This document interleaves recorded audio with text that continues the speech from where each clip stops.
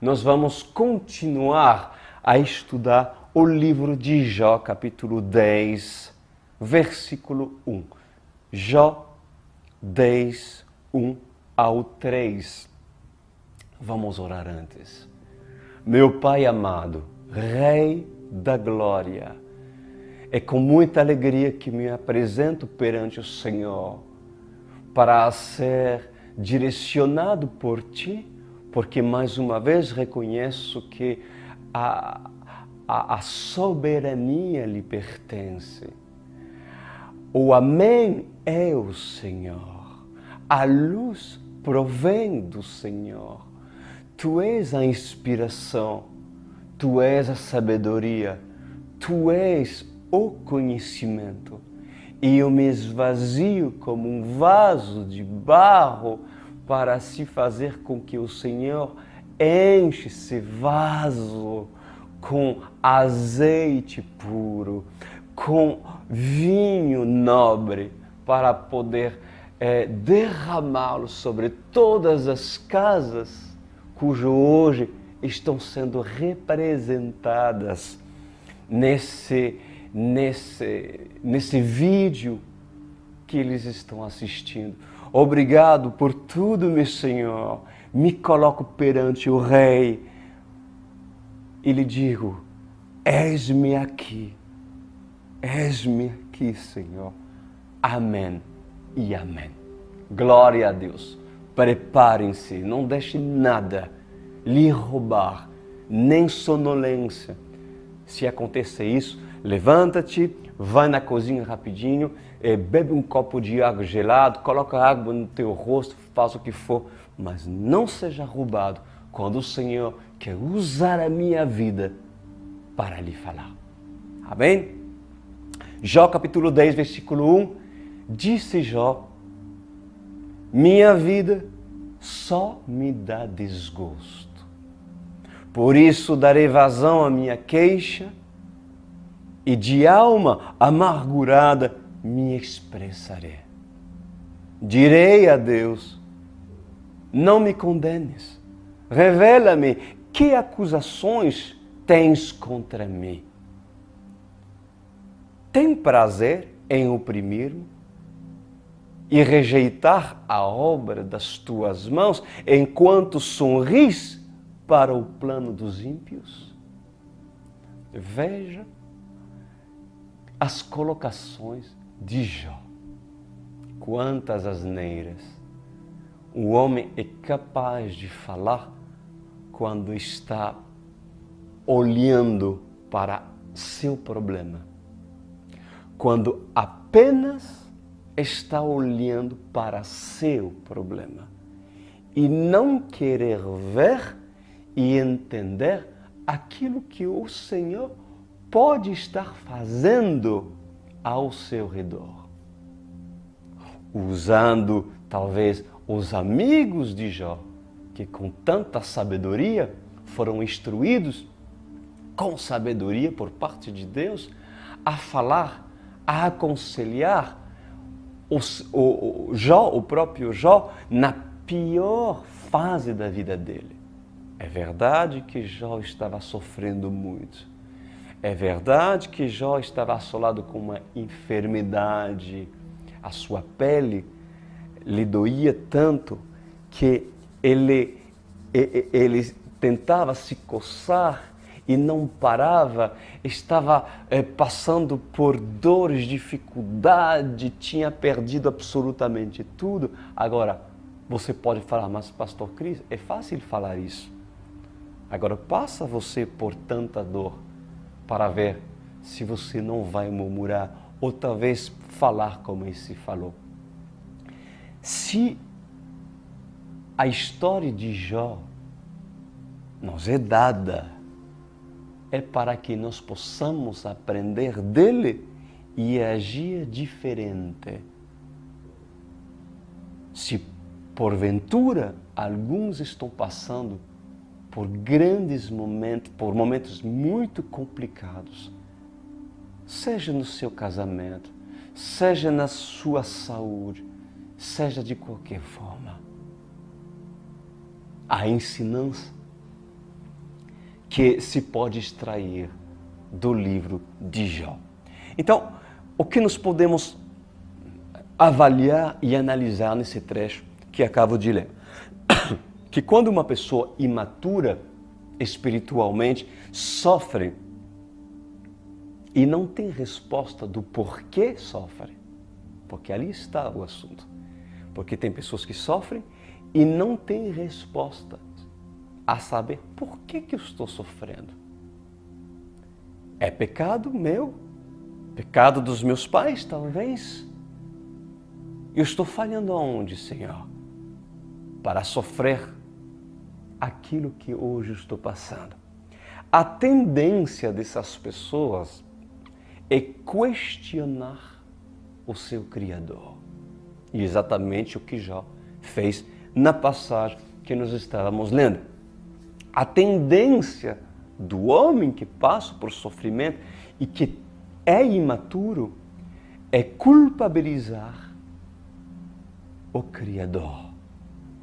E a sua autocomiseração é tão grande que essa pessoa procurará ao seu redor quem possa lhe entender e alimentar a sua autocomiseração. Mas no caso de Jó, foi um pouco diferente.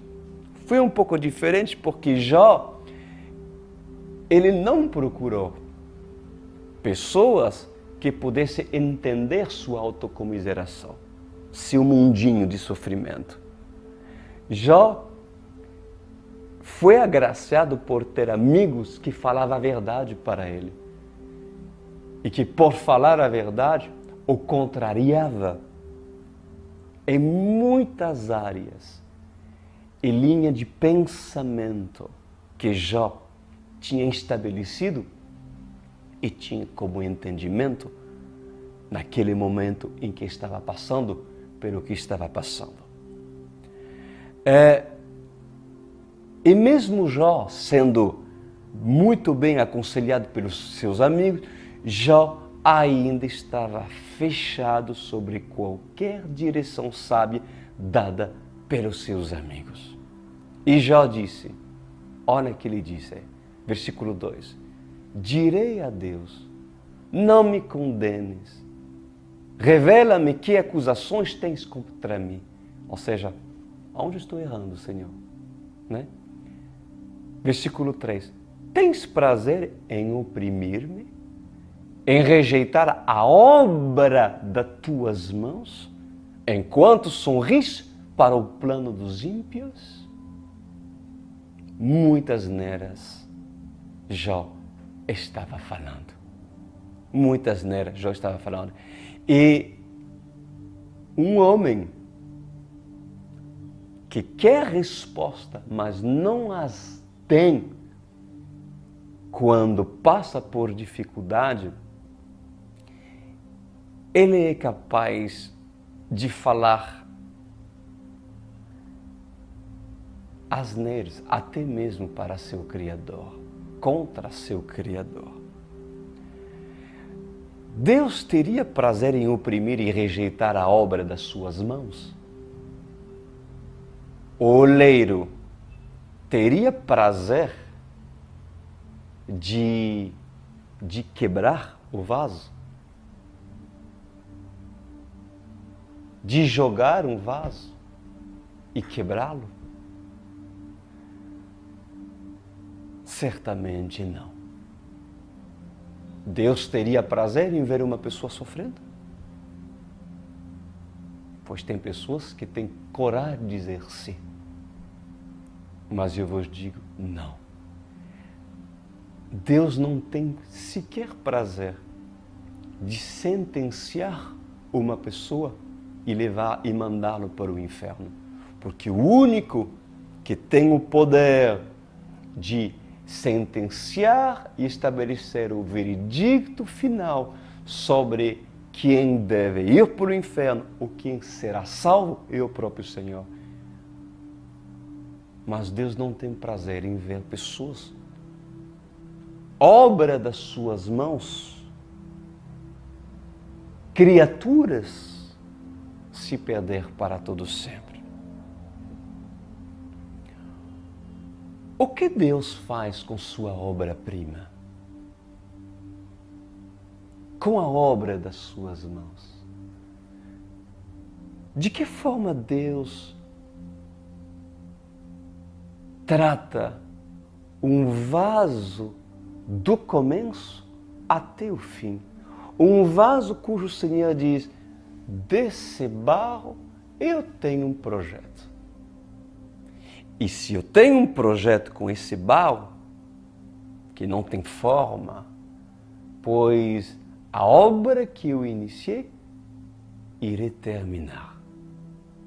Pois se Deus tem um propósito final contigo, porque Ele te escolheu, então presta atenção que eu vou falar por parte de Deus. O que o oleiro faz com o vaso? Pois o Senhor, a partir de agora, usará palavra por palavra os meus lábios para falar. Pois eu te digo, ó amada igreja, assim diz o Senhor dos exércitos, com muito temor e com muito tremor. Ai de mim, se usar o nome do Senhor em vão. Assim diz o Senhor dos exércitos. Eis que eu faço nova todas as coisas. Eis que preparo o novo para quem quer do novo. Refaço o que é mal feito.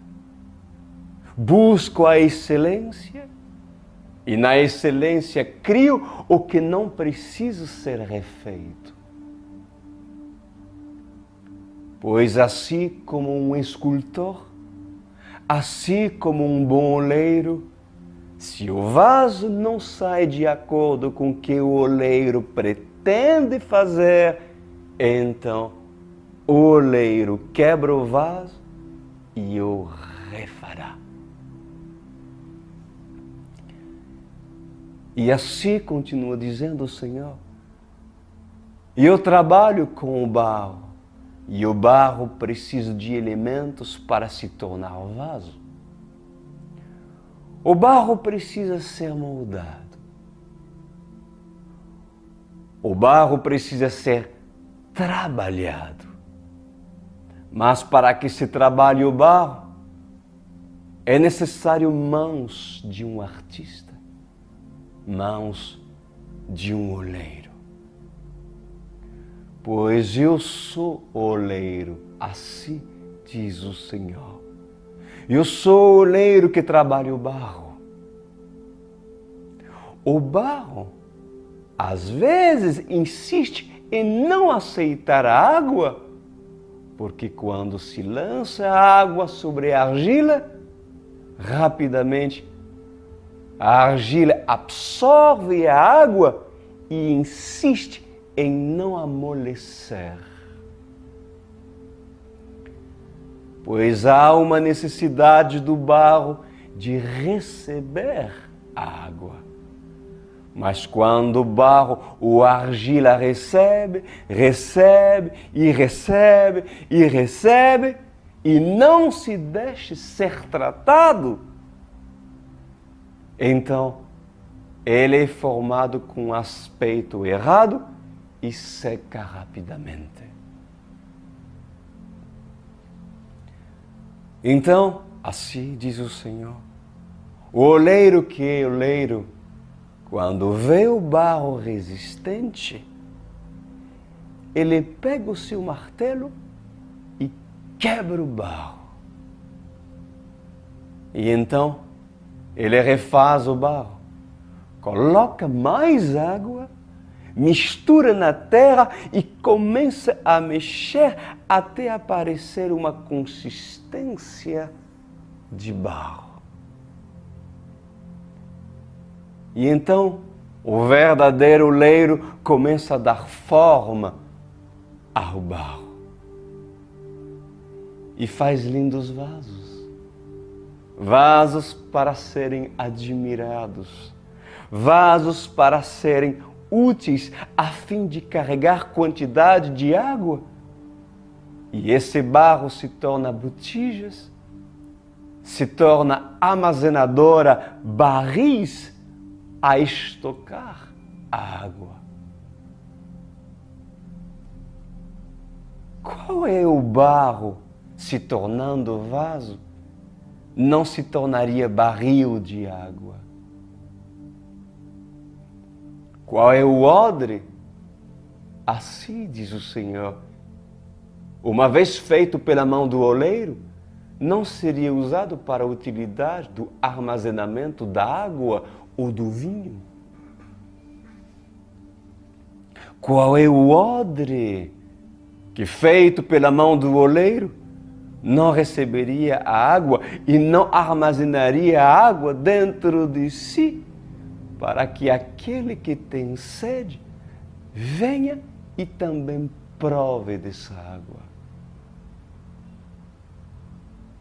Qual é o barro feito pela mão de um oleiro que não se transformaria em um grande barril para armazenar água ou armazenar vinho? Por acaso, lembre da boda de Canaã? Pois em verdade vos digo, diz o Senhor, na festa de um casamento, o vinho precisa ser armazenado para o casamento. O vinho precisa ser guardado para todos os convidados. O vinho não se guardava em recipiente que não poderia se armazenar, pois o barro tinha sua função. Assim diz o Senhor, ele tinha sua função, o barro, em trazer qualidade e ser filtro para a água ou ser filtro para o vinho.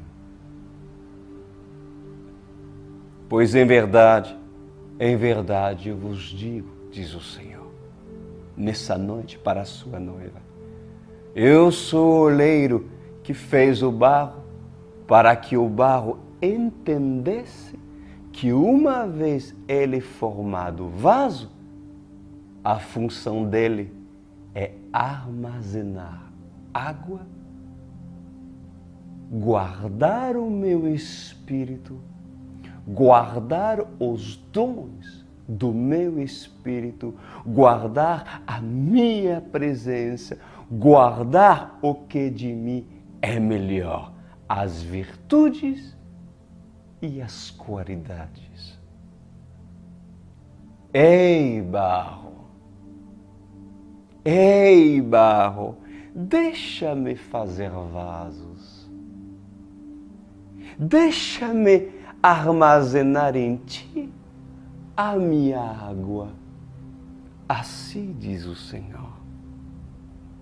Em verdade, eu vos digo, o vaso que não tem utilidade é quebrado.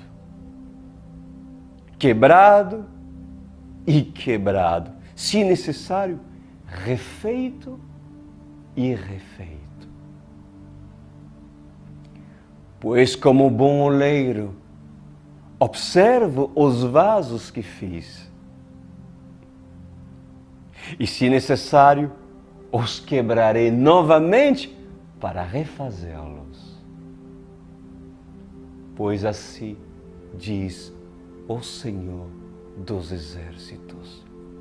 E eu estou aqui para observar os vasos.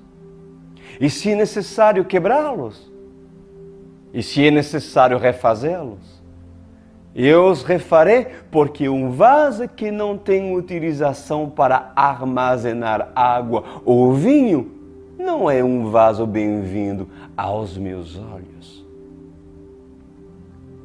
Ei, vaso, assim diz o Senhor, deixa com que eu te observe. Observe a tua paciência, a sua falta de paciência. Deixa-me observar o seu trabalho, a saber como estás filtrando a água ou como estás dando qualidade ao vinho com o tempo. Estarás preparado para receber vinho novo? O odre vai se rachar. Pois a função do barro, assim diz o Senhor, é filtrar a água e, uma vez sendo feito o vaso, se não está preparado para receber vinho novo, ele pode se romper, porque um odre velho não suporta vinho novo. Em verdade, eu vos digo, assim diz o Senhor, deixa-me trabalhar em sua paciência. Deixe-me trabalhar em seu orgulho. Deixe-me trabalhar em sua falta de temperança, em sua longanimidade. Deixe-me trabalhar, pois se necessário, irei quebrá-los. Quebro aqui e quebro ali. Assim diz o Senhor. Quebro o vaso e quebro outro vaso. Quebro o odre e quebro outro odre. Eu os refaço e, uma vez sendo misturado com a água, o Espírito Santo os convencerá a se quebrar, a se arrepender, a se humilhar, a se converter aos bons costumes, converter a forma de falar, converter a forma de agir, converter no pensar, converter nas atitudes e viver a vida de obediência que vos ensinei. Eu vos ensinei, assim diz o Senhor, para que vocês vivam. Devem ser exemplo de testemunha. Pois em verdade vos digo, assim diz o Senhor, que quando o barro resiste à água, terei que quebrá-lo até que o barro aceite a água e aceite a mão do oleiro a trabalhar. A água é a palavra. Em verdade vos digo que as mãos do trabalhador formam o vaso. As mãos do oleiro formam o vaso. E o vaso tem sua função e o oleiro também tem a sua função. E a água tem sua função. E o vinho também tem a sua função. Na boda de Canaã, quem foi o oleiro? Assim diz o Senhor. Pois o Senhor disse nessa noite, pois eles não reconheceram o oleiro, e muito menos o barro. Mas o vinho foi colocado dentro dos barris. E ali, quando o vinho se fez falta, e quando eu dei de beber da minha caneca, do meu pote de barro, lhes dei de beber e experimentaram e assim entenderam que era vinho puro. E não havia em toda Samaria, em toda a Judeia, em toda Jerusalém, vinho tão igual como aquele. Assim diz o Senhor. Glória a Deus.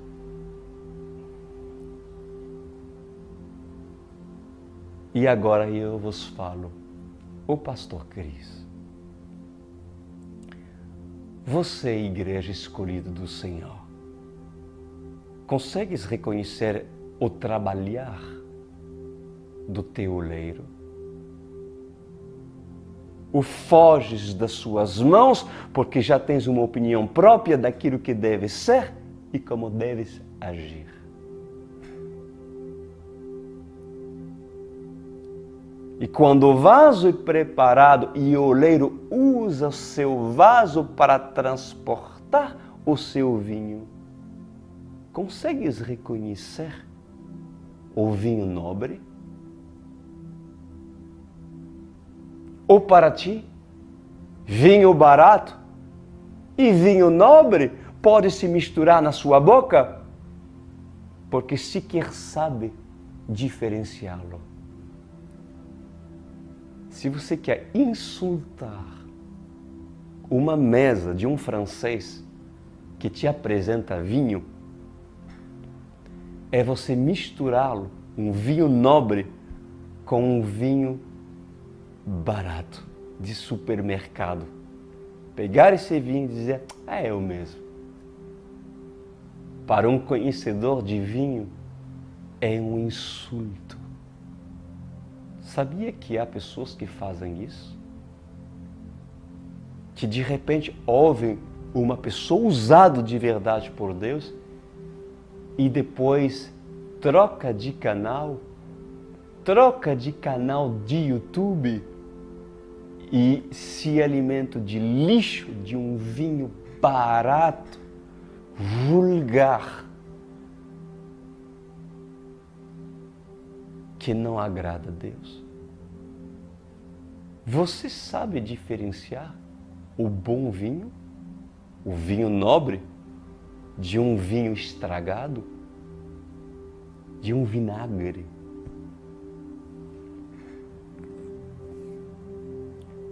Amargo ao paladar, algo insuportável para um conhecedor de vinho? Presta atenção que eu vou lhe falar nessa noite, amada igreja. Há vendedores de vinho que apresentam essas suas garrafas de vinho velhas e baratas e as colocam nas suas prateleiras de supermercado. E esses, por serem mercadantes e vendedores espertos, eles colocam seus preços bem baixo sobre o preço das garrafas que eles vendem de vinho para que todos comprem seus produtos. Mas ali, o segredo deles é a embalagem da garrafa. E é onde muitos que não conhecem o vinho se deixem influenciar e ingerem lixo, vinagre. É a sua embalagem. Chique deve ser um vinho nobre. A embalagem desses mercadantes que querem vender a baixo preço seus vinhos para o máximo de pessoa, o segredo dele é a embalagem do produto que eles apresentam nas suas prateleiras, dos seus supermercados, das suas igrejas. Com o tempo, esses mercadantes ganham a sua clientela. E o paladar dos seus clientes se conformou ao sabor medíocre de um vinho que não passa de suco de uva fermentada a baixo custo. Mas o que a igreja verdadeira deve saber é que na mesa do Rei dos Reis somente se serve vinho nobre que tem um preço um preço que pagar. Não é um preço baixo. Não é um preço baixo você viver em santidade e renunciar a uma quantidade de coisas, de usos e costumes que poderia ter valor no passado para ti. Por acaso isso não é um preço a pagar? Por acaso eu não paguei um preço em jogar no lixo uma carreira secular de músicas que não glorificavam a Deus para seguir o caminho do Senhor, para agradá-lo em todos os meus caminhos? Por acaso, quem tem uma tendência, uma inclinação a gostar de prazeres da carne, cujo desagrada a Deus, não tem preço em sacrificar? Não tem preço em fazer morrer certas áreas para agradar quem tu decide agradar?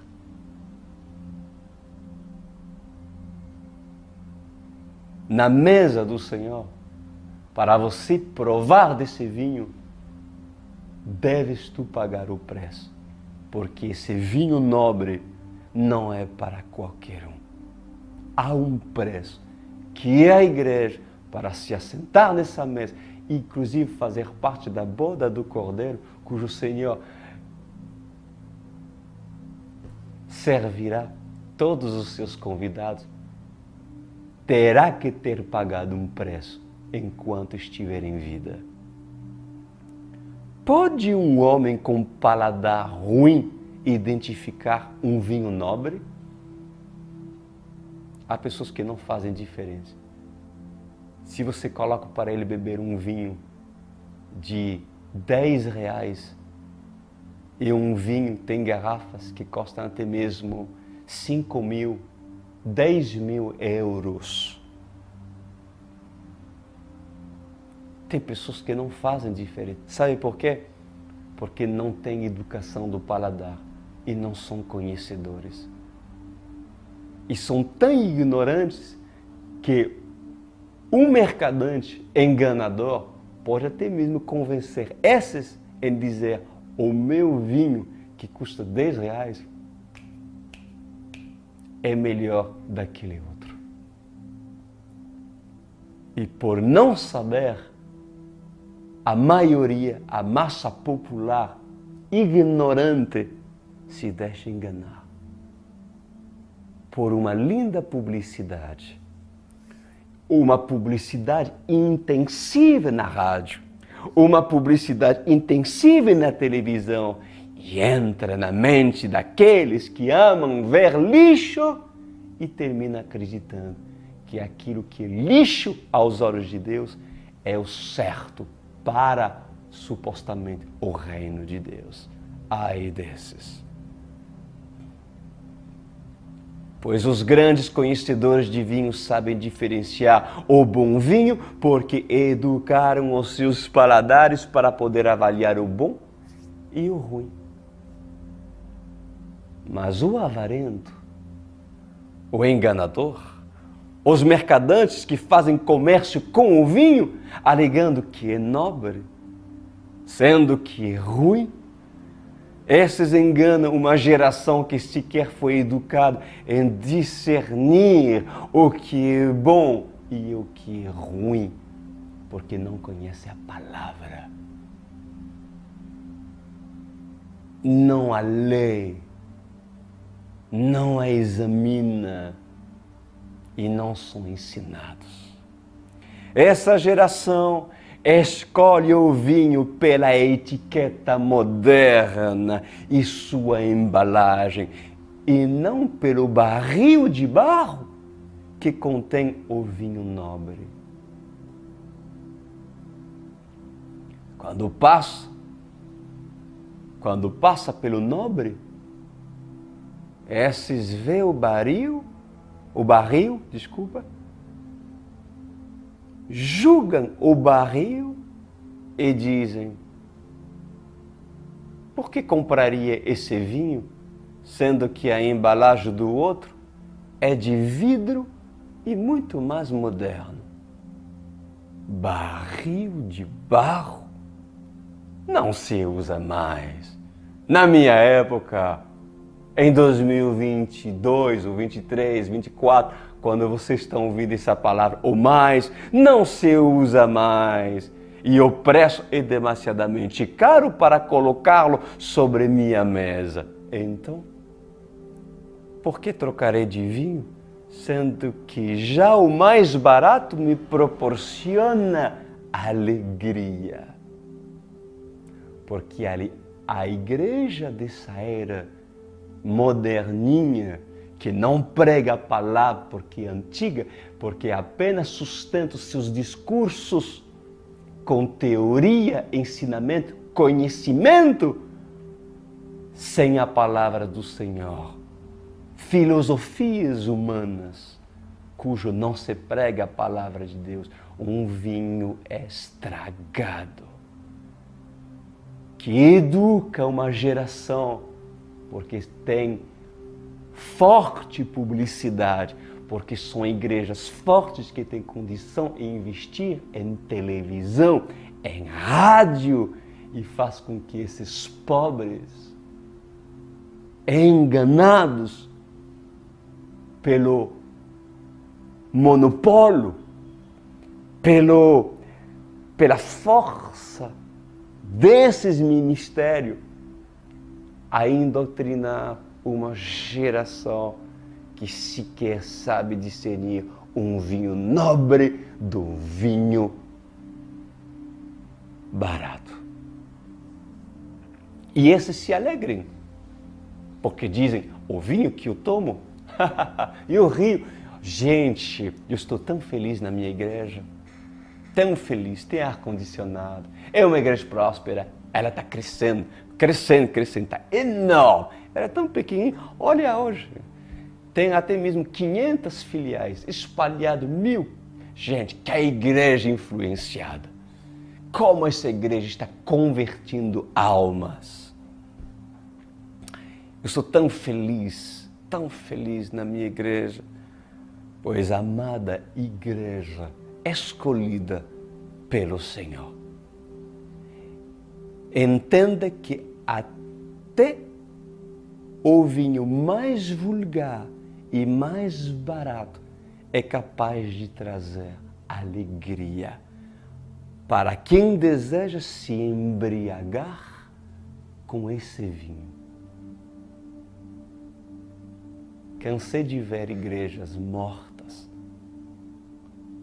evangélicas mornas, sem Deus, que por causa das suas ocupações e atividades, muitos que são enganados pelos que os servem nas suas mesas, vinho estragado, se embriagam desse vinho e dizem, eu sou alegre com ele, me proporciona alegria, mas não é a alegria do Senhor, é uma falsa alegria para muitos que possam ouvir essa palavra.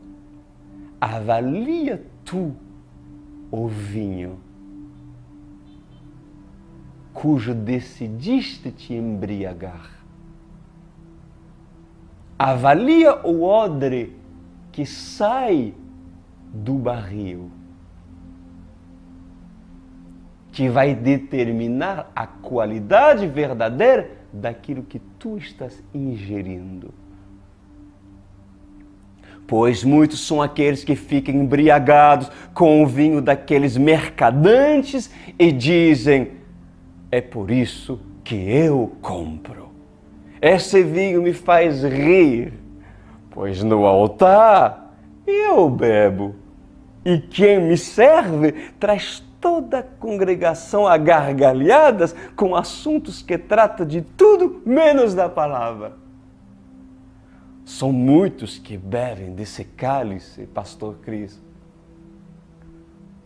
E outros se embriagam com o vinho da religiosidade e dizem, esse vinho é nobre.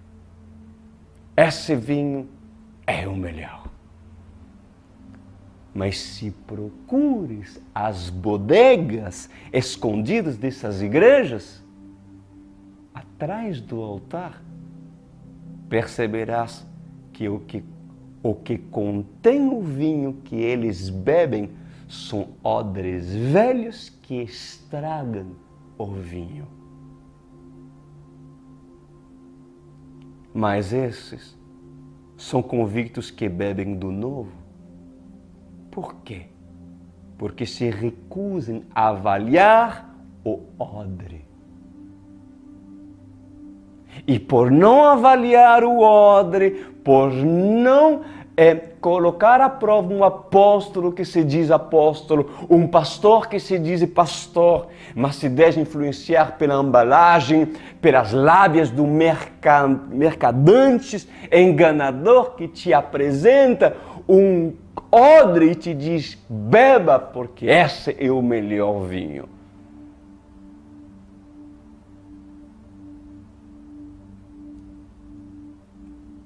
Esses estragam multidões,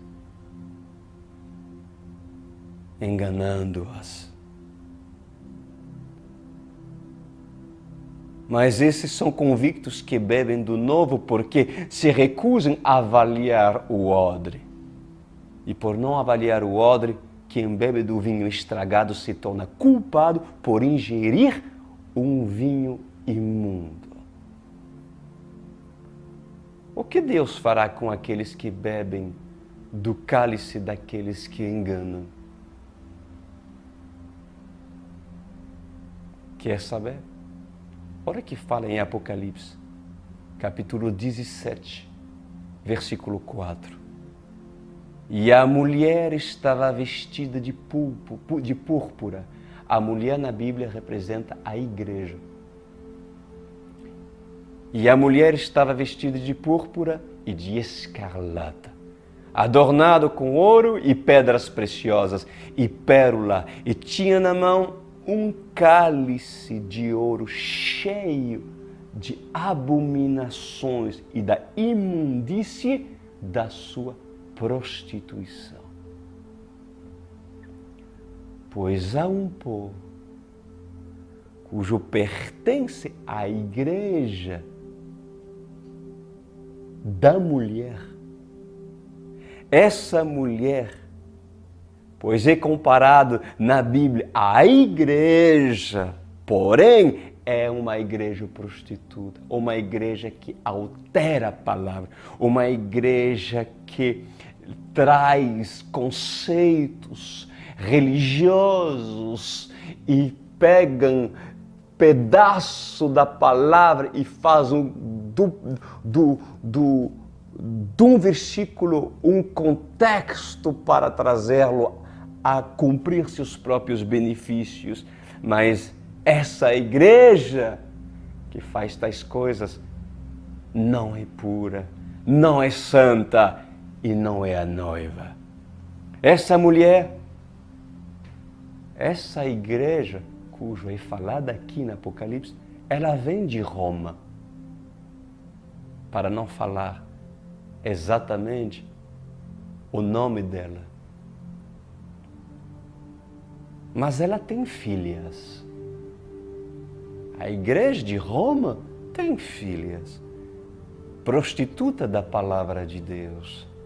Apóstata, tal como sua mãezinha. Elas têm suas diferenças, tanto a mãe como suas filhas, mas se respeitam muito e até sentam juntos na grande mesa do ecumenismo. E quando ceiam juntas, católico, evangélico, muçulmano,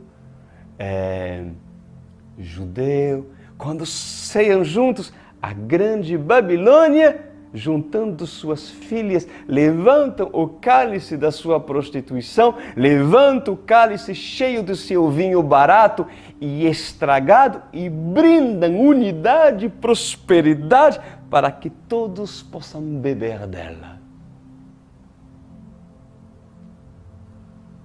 Como são muitos aqueles que se assentam nessa mesa. O ecumenismo.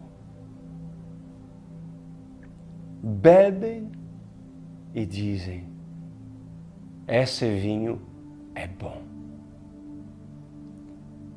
Seriam culpados esses por serem enganados? Por uma multidão serem enganados? Certamente sim. Sim, pois quem não avalia o odre que armazena o vinho é responsável pelo que ele ingere. Ele e sua família. Ele e sua casa. Por isso que é muito sério, homem, sacerdote, aonde tu decidiu colocar tua família para receber da palavra de Deus. E há muitas pessoas que toleram falsos apóstolos e sabem que está errado. Sabem que pastores estão fazendo coisa errada, mas dizem, sabe que já faz 20 anos que estamos lá. Eu não vou ver, eu faço quem não viu nada e cada um prestará conta com aquilo de errado que está fazendo. Afinal, não existe igreja perfeita.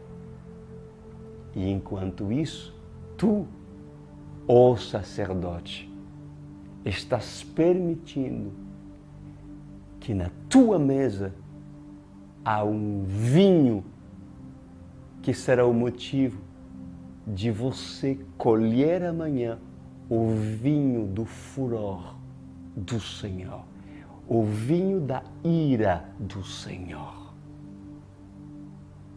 sobre tua vida e sobre aquele cujo tu diz, vamos ficar aí, sendo que já o Senhor te deu oportunidade de ver da onde, de qual recipiente está sendo extraído esse vinho.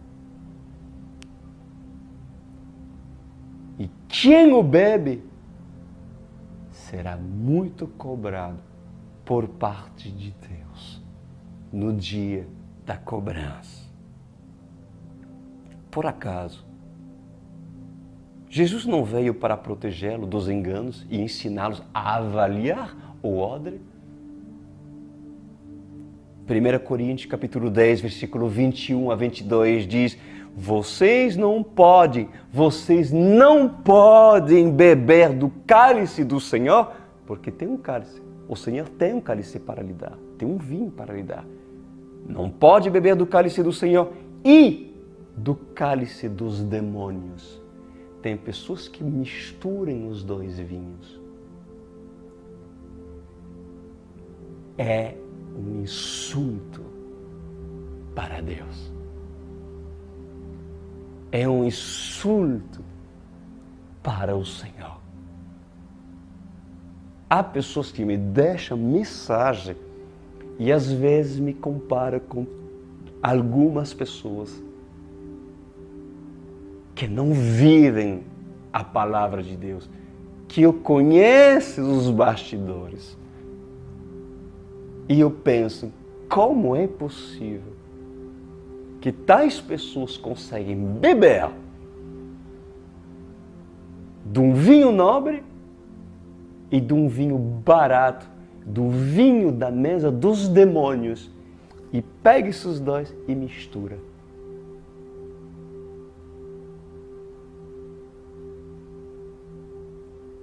Vocês não podem beber do cálice do Senhor e do cálice dos demônios. Assim diz a palavra, não podem participar da mesa do Senhor e da mesa dos demônios. Porventura, provocaremos o ciúme do Senhor? Pois bem, Apocalipse 18, capítulo 5, e eu termino. Diz assim, pois os pecados da Babilônia acumularam-se até o céu. E Deus se lembrou dos seus crimes. Retribuem-lhe na mesma moeda, paguem-lhe em dobro pelo que fez. Misturem para ela uma porção dupla do seu próprio cálice. Façam-lhe sofrer tanto tormento e tanto aflição como a glória e o luxo a que ela se entregou. Em seu coração, ela se vangloriava. Estou sentada como rainha, não sou viúva e jamais terei tristeza. Jamais terei tristeza. Você acha que as palavras daquele cujo pregam dessas igrejas provoca tristeza, provoca contrariedade daquele que talvez não quer viver em santidade? Não. Eles não contrariam seus membros para preservá-los como membro. Quantos entraram na Online World Church e quantos não suportaram? Quantos não suportaram porque quando o Senhor veio a lhe servir na mesa, esses dizem: eu apresento esse odre velho e eu não quero ser refeito. E eu quero conter o vinho novo, mesmo assim, mas não me quebres.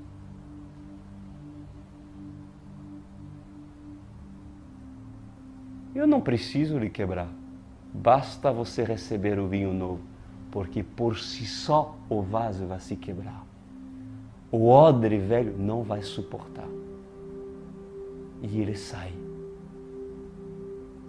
Basta eu pregar a palavra verdadeira. E essas pessoas que não vêm com intenção verdadeira, certa, quebra. E nem preciso falar. Pode sair. Há pessoas, e muitos são desses, que não entenderam que o propósito de armazenar um vinho nobre é guardá-lo no seu barril. Mas para ser um barril, tem que passar pelas etapas daquele que prepara o barril. Pelo barro, pela água. Estarás tu preparado para isso?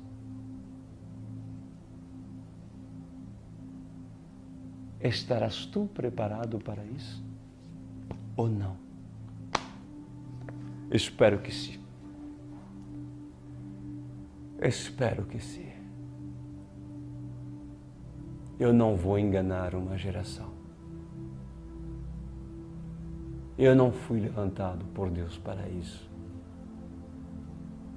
Eu não sou político para agradar todos e que todos dizem: nós amamos Cris Duran. Esse é um homem legal. Eu sei que tenho inimigos. Eu sei que tenho pessoas que não gostam de mim, que acham que os meus discursos são radicais demais, que acham que eu me coloco numa posição de juiz, de cobrar pessoas, sendo que quem é esse francês? Quem é esse homem? Quem é a cobertura dele? Qual escola teológica esse tem feito para se colocar no assento de juiz e criticar sistema?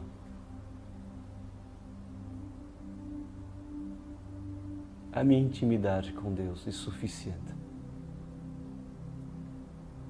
para se fazer e cumprir aquilo que Deus me ordena fazer.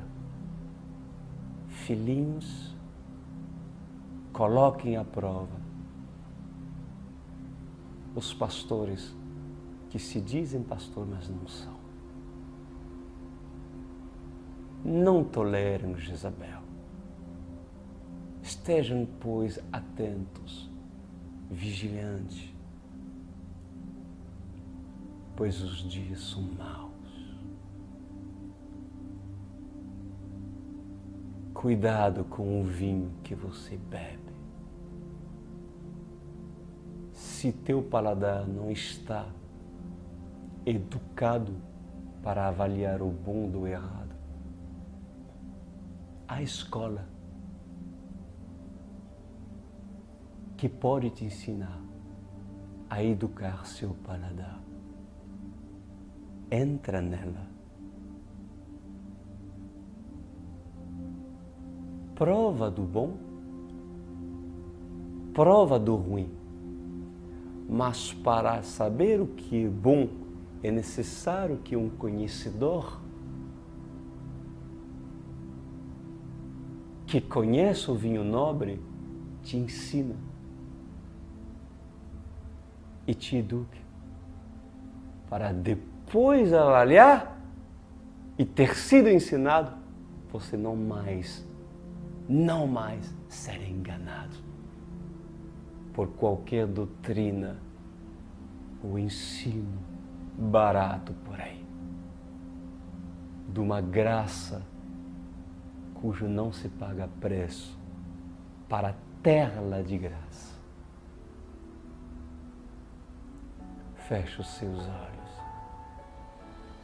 Pai amado, obrigado, Rei, por essa mensagem, pelo conteúdo desse vinho, cujo muito neste momento estão recebendo e comendo e bebendo nessa mesa preparado pelo Senhor. Obrigado pela mesa, pelo cálice cujo Senhor nos ofereceu. Esse vinho não será misturado com outro, pois quem educa seu paladar em se assentar nessa mesa às terça-feiras e sábado, pois certamente se tornaram expert em vinho. Obrigado, Senhor, pelo que o Senhor está a fazer na vida de muitos aqui. Amém e amém.